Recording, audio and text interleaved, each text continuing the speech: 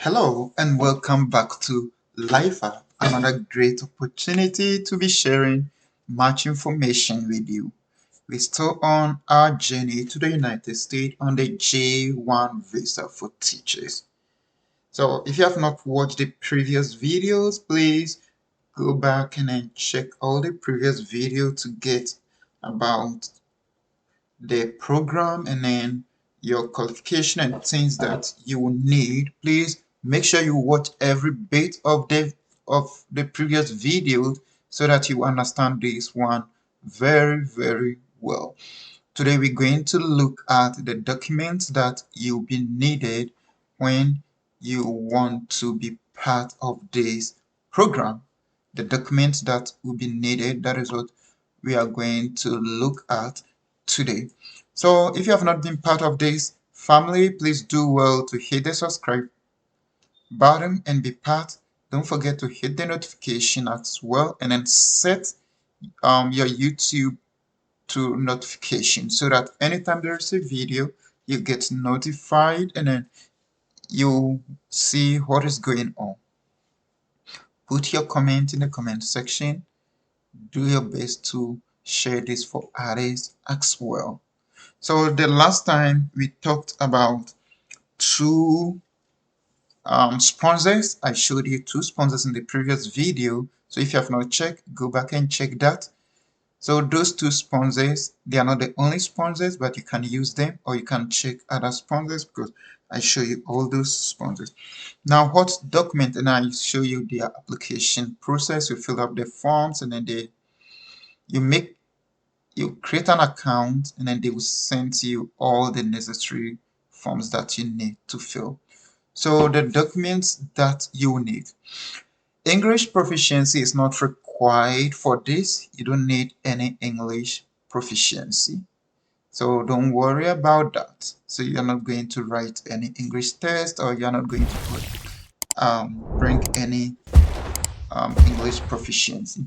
But in case they need to prove something and they want to, they may ask you. So, but that shouldn't be a headache now. So if you get to the application thing, the first thing they will look at is what you fill up is your personal information, or what others will call it biodata.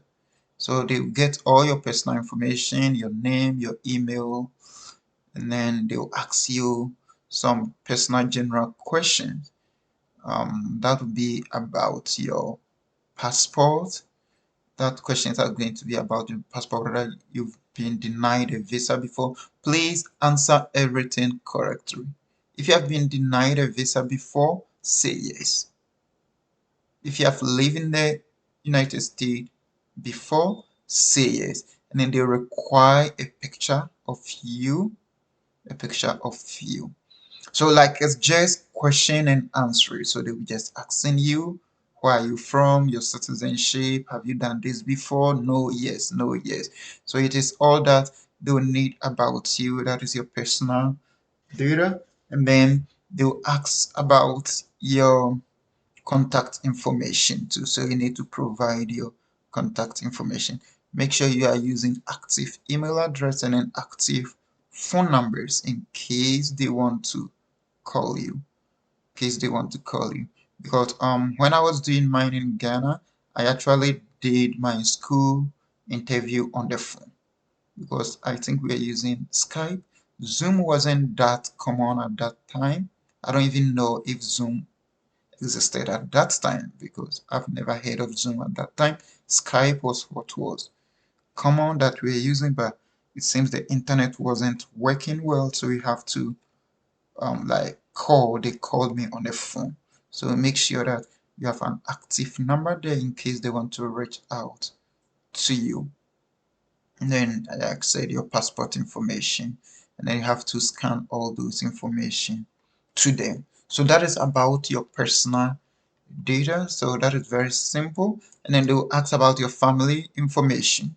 They'll ask about your family. That is where they're going to ask you whether you are married or not. Make sure you say the writing. If you are divorced, say yes. If you are widowed, say yes. If you are single, if you are engaged, if you are married, you have to say that. and then provide every information that they ask you accurately. Do not lie in the application. If you want to lie, then make sure you are lying to the letter. And remember every lie that you put there too, because that is something that can, in the near future, it might affect you. So just say the truth, or if you're lying, then you know how to go about it. And then you come to your education. So here is where you have to upload all your degree and then transcript, your diplomas and then your transcript. So if you have 2 degrees, 3 degrees, 1 degree, you have to upload all of them and then a transcript. So if you don't have a transcript now, and that is something that will be required, so you have to get transcript and then upload your degree, that is the certificate, and then the transcript that will be needed. And then now I know every teacher in Ghana now have a license. At first, it was your degree same as your teaching certificate or license. But now that you have those licenses, you need to upload that one as well, because that is very, very important. And then we have credential evaluation. I talked about it in the previous video that I said I will explain it later on. So that is evaluating your transcript to the equivalent of the United States. And then this one is done by a third party in the United States. Um, at this point, I will advise you to do not rush into this if you have not gotten that. Don't say I'm going to do my evaluation. You can do your evaluation because that is for you.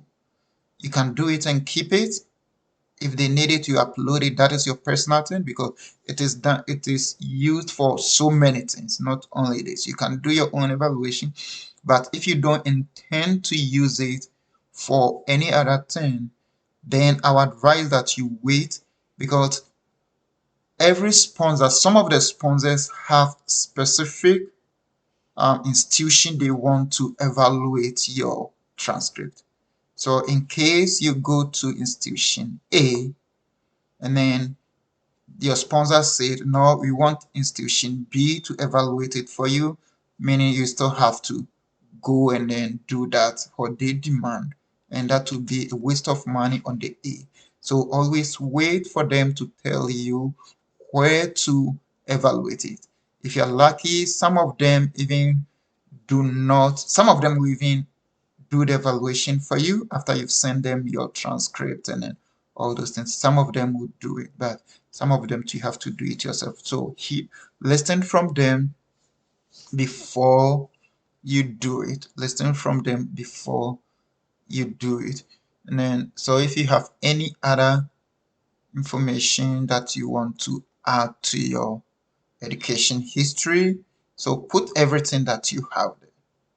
Put everything that you have there. And then they go to your teaching history. Your teaching history. So you know education history and then teaching history. So the teaching history is going to be your experience. That will help them know your experience. So they'll ask you where you've taught, the school you've taught in, the number of years you taught there, and then you have to show something that will be your appointment letter, or a letter that shows that you actually worked there, you were employed there. So you have to provide that. And then you need references too as well, at least 3. I think, yeah, some are 2, some are 3. So depending on the sponsor. So if you are choosing your reference, make sure you choose somebody who can testify on your behalf, somebody who can say something on your behalf, because you may not know. They may call the person without your knowledge to ask them certain things. So if what they say contradict what you put in your application, that will be a misrepresentation, and you may not be even selected to go to the next stage. So make sure that all your references are people who really know you. Even if they don't really know you, you have to be communicating to them pertaining this application. So in case somebody call them or something like that, they know what to say. So don't hide your application from your reference. Let them know what is going on. So that is about your teaching. And then they'll look at um, other document that you need. So they will need your driver's license. You need a driver's license. So that is a document that is needed. So if you don't have a driver's license, try to get it. Some of the sponsors will, if you don't have a driver's license, will not affect your application. But they advise that you get a driver's license because um, you may be posted to a place that you need to drive. You may be posted to a place that you need to drive. It's not all the places that you get public transport. That is why it's important to get a driver's license, but that is not a big deal if you don't have the driver's license and then everything is good, they can still proceed and then work for you and work it for you. And then you have to show something like home ties. And then like the home ties is, so you provide a document that will show that um you are still bound with your family at home, or you still have something at home, and that shows that you don't have an intention to leave your country forever and then go and stay in the United States forever. So that is something that you can provide. um they ask for home ties, so that could be maybe if you have a property, beneath a building, a land that is documented in your name, a car or something like that, you just put it there. This one, usually they ask for this because of the immigration issue, the visa. That is why they ask for it. Then you need to prove financial stability, so bank statement. So all this one, they will guide you with it and let you know like the amount that you need to show, the amount that you need to show. So that is something you also need to prove to them. Bank statement, they will tell you whether they need 6 month statement or they just need your last statement. That will come from them. That will come from them. And then they will ask you about criminal record check, police report or police clearance. So or background check, anyhow they call it. So that is something you also need to obtain from your home country. From your home country.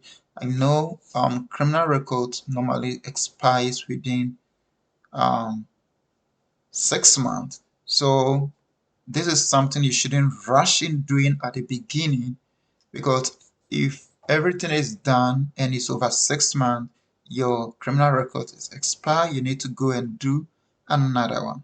So this is something you have to wait, but know that you'll be asked to bring your the criminal record from your home country, and then if you have any social security, like any legal document, something like that. But those are things that they may or may not ask you to provide. They may or may not ask you to provide. So after you do all this one, then if you have all these that I'm saying, you can just complete this application in a day. So within one day, you can complete the application and then you submit it. And then you submit it. So after you submit your application, then what's next? What will be the next step after you've submitted your application? So thank you for watching up to this point. I don't want to keep you watching for a longer time. So I'll pause here, and then the next video I'm going to tell you the next step that you are going to take. So that will be the next video. So after watching this, look out for the next video. If you have not subscribed, please do well to subscribe, share for others, and then let's build a greater family. If you have any question that you need answers, please don't hesitate to reach out. I'm ready to guide you any way possible. Until then, we meet again with the next step going forward after you submitted your application. See you next time. Bye.